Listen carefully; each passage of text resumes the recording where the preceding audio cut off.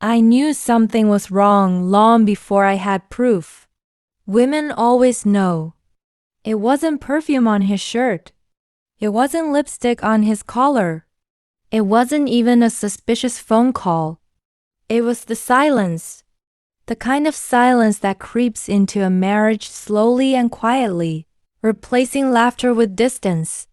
The kind of silence that makes you feel alone, even when your husband is lying right beside you. Mark and I had been married for 9 years. 9 years of building a life from scratch. We started with almost nothing, a tiny apartment, second-hand furniture, and big dreams. I still remember sitting on the floor with him, eating takeout because we couldn't afford a dining table. We used to talk for hours about the future. We promised we would always choose each other, no matter how hard life became. But promises don't protect you from emotional distance. And distance doesn't always arrive loudly. Sometimes it tiptoes in. It started small. He stopped sharing stories about his day. When I asked how work was, he'd shrug and say, "Same old stuff." His phone was suddenly always face down. He began taking it everywhere, even to the bathroom. If it buzzed, he would quickly flip it over before I could see the screen. When I asked if everything was okay, he'd sigh and say he was just tired. Tired, that word became his shield. I didn't realize at the time that tired was just easier than telling the truth. The night everything changed, I woke up at 2:17 a.m. I don't know why I remember the exact time, but I do.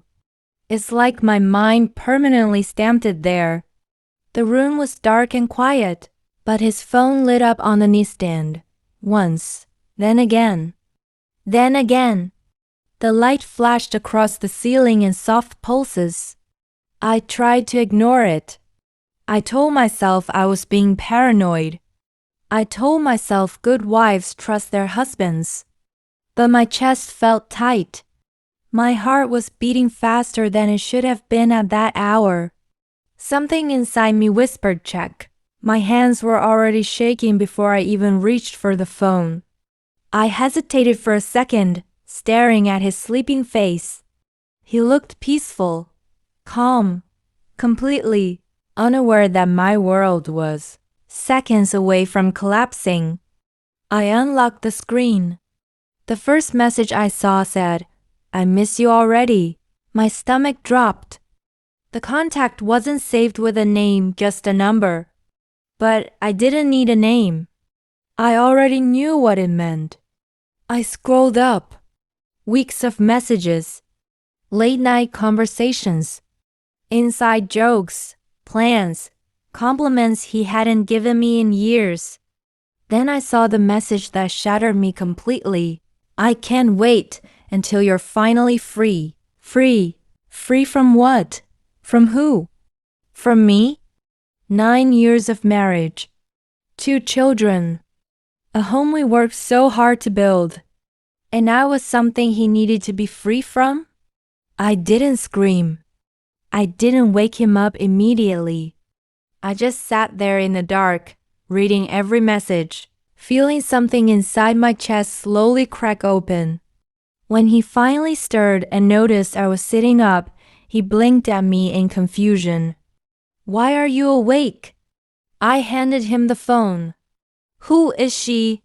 He didn't grab the phone quickly. He didn't deny it. He just stared at me, then at the screen, then back at me. And in that silence, I got my answer. "How long?" I asked again, my voice steadier than I felt. "It started as talking," he said quietly. "As talking. Like emotional betrayal hurts less than physical betrayal. Like secrets are harmless if they begin politely. Did you sleep with her?" I asked. He hesitated. That hesitation was louder than any confession. I felt like the air had been sucked out of the room. I couldn't breathe. I couldn't think. My ears were ringing. and I wasn't sure if the sound was in the room or just inside my head. In that moment, I didn't just lose trust. I lost the version of my life I believed in. I lost the certainty that my marriage was safe. I lost the comfort of thinking I was chosen. The days after the confrontation felt unreal. We moved around each other carefully, like strangers forced to share a space. He tried to explain. He said he felt lost. He said he didn't plan for it to happen. He said it just happened. Affairs don't just happen. They are built in secret, message by message, lie by lie. At night, we lay on opposite sides of the bed. I stared at the wall while he stared at the other. The space between us felt miles wide. I cried silently so the kids wouldn't hear. During the day, I pretended everything was normal.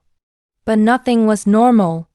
I started questioning myself in ways I never had before. Was I not attractive anymore? Did I let myself go after having children? Was I too focused on being a mother and not enough of a wife? Did I stop being interesting? Betrayal doesn't just break your heart. It makes you question your worth. He kept saying it wasn't about me, that it was about him feeling unfulfilled, that he didn't know who he was anymore. But if it wasn't about me, why did I feel like I wasn't enough?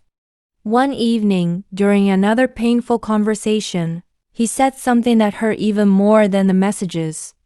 I don't know if I'm happy anymore. That sentence hit harder than the affair. Cheating can be labeled a mistake, a bad decision, a weak moment. But saying you're not happy in your marriage feels deeper. It feels like the foundation itself is cracked. I realized then that I wasn't just fighting an affair. I was fighting emotional distance that had been growing for years. I was fighting for a man who wasn't sure he wanted to stay. And that's when the real fear began. Not the fear of being alone, but the fear of being unwanted. For the first time in our marriage, I saw clearly that love isn't guaranteed just because you built history together. Time doesn't protect you. Children don't protect you. Shared memories don't protect you. If two people stop choosing each other, even slowly, even quietly, everything can fall apart. And as I lay there that night, staring into the darkness, one painful truth settled into my heart. The man I married was still in the bed beside me. But the marriage I believed in was already gone.